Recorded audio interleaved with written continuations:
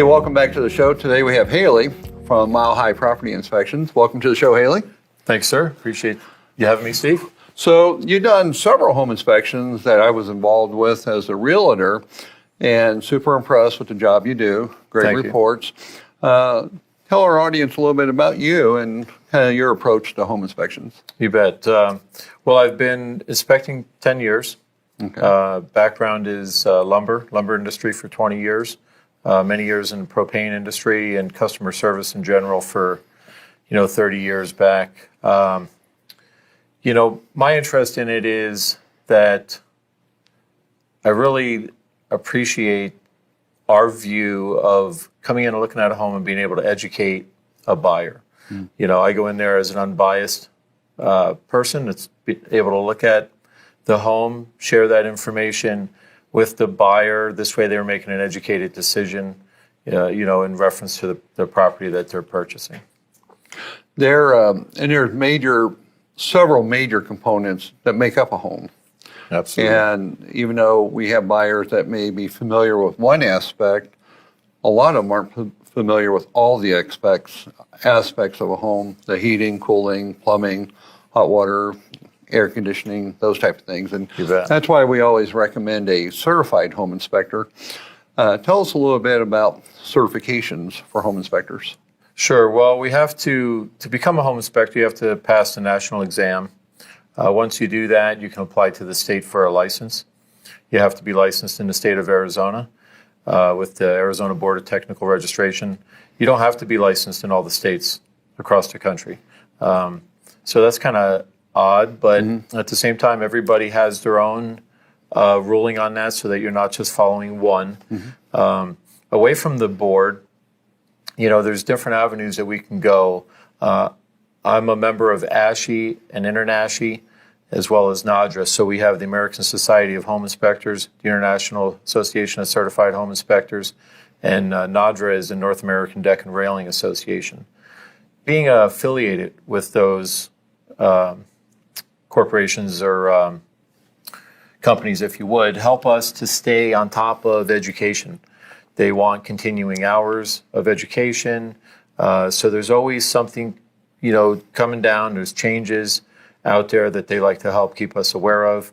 So it's really a good thing. I think it helps to keep you up on top of things.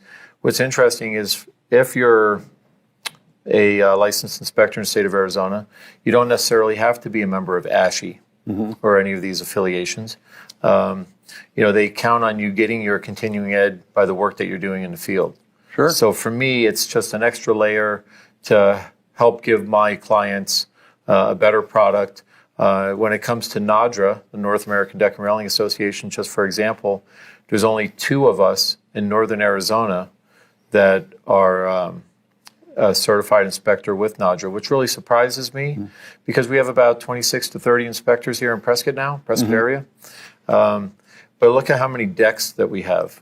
Sure.